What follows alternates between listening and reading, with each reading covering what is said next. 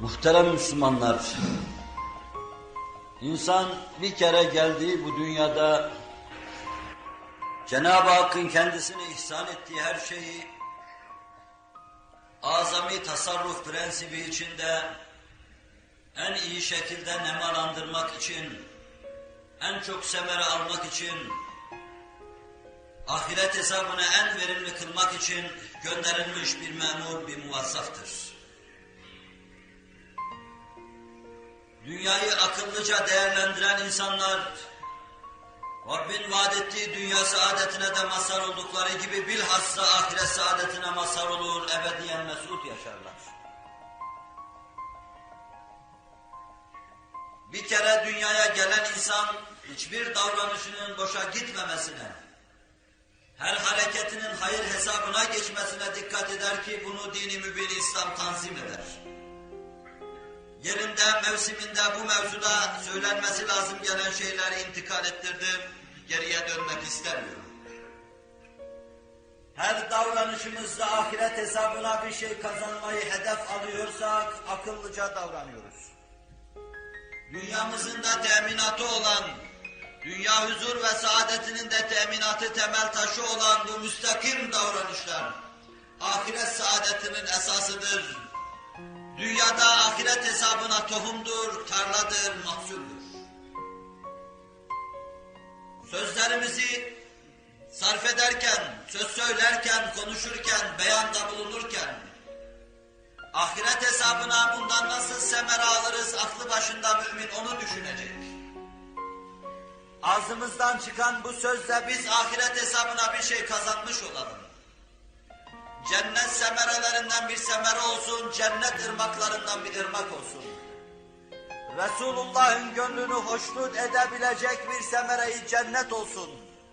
Akıllıca sarf edilen bir söz olur. Mefhumu muhalifini arz etmiyor, diğerlerine akılsızlık, mantıksızlık demiyorum.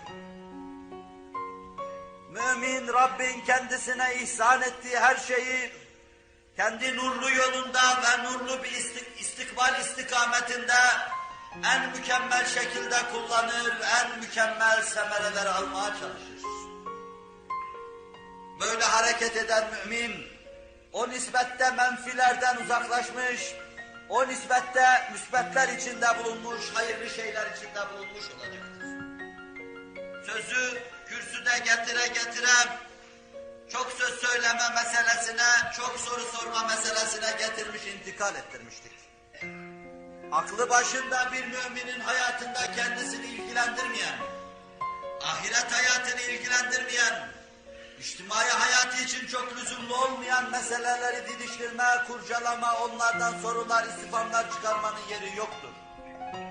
Aklı başında bir mümin akidesine ve ameline müteallik meseleleri lüzum hissettikçe ele alır.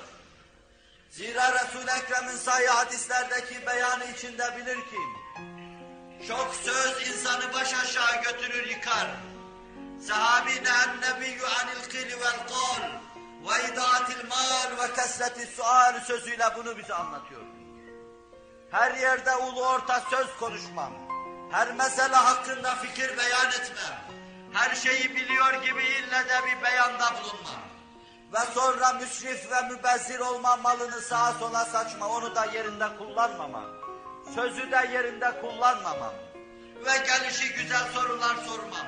İstifam çıkarılmaması gereken şeylere dair, nezaketinden ötürü tazim durulması gerekli olan şeylere dair dahi muttasıl soru çıkarmam.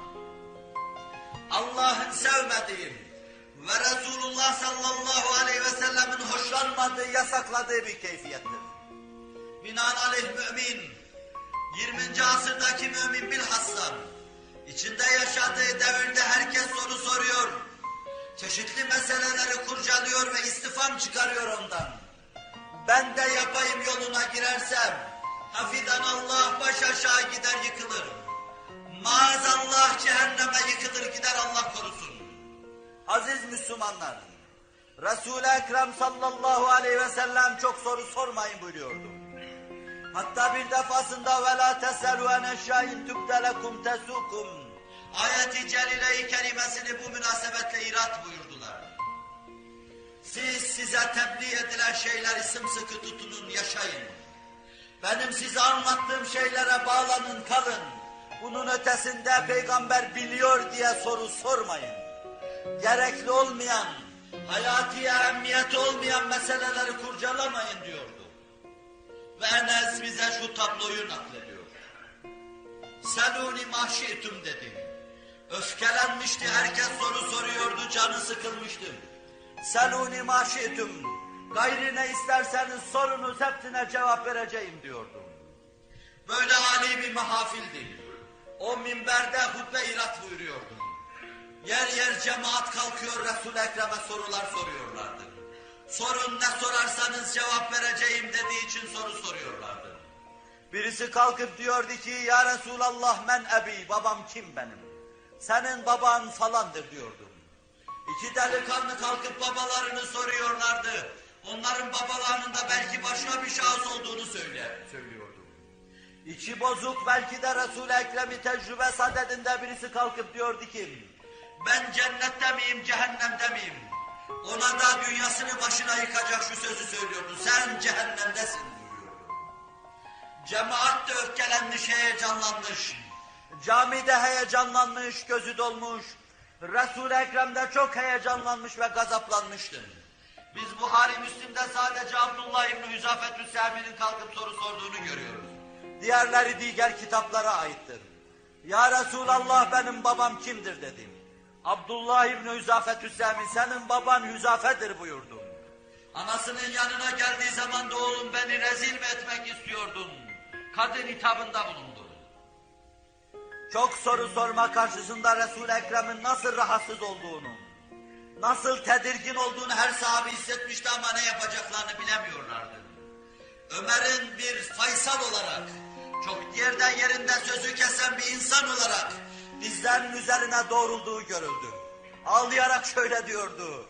Radina billahi rabbe ve bil İslami dina ve bi Muhammedin Resul'a. Tekrar edip duruyordu. Mescid Ömer'in gür sesiyle dolmuş, Lerze'ye gelmiştim. Artık mescitte Resul-i Ekrem'in sesi değil, Ömer'in sesi duyuluyordu. Rabb olarak Rabbimizden razıyız ya Resulallah. Nebi olarak senden razıyız ya Resulallah. Kitap olarak Kur'an'dan razıyız ya Resulallah. Din olarak İslam'dan razıyız ya Resulallah. Durmadan tekrar ediyordum. Sinirler yatışmıştı. Şefkatle nebiler nebisi ona döndüm. Tatlı bir reveransla iclis ya Ömer rahimekallah. Allah'ın rahmeti seninle olsun, otur Ömer'im diyordum. Resul-i Ekrem sallallahu aleyhi ve sellem kesreti sualin, kılu kalin, idati malin, hepsinin birer israftan ibaret olması itibariyle bir faslı müşterekte topluyor ve insanın helakini bu üç hususa bağlıyordu. Nehyediyordu bundan.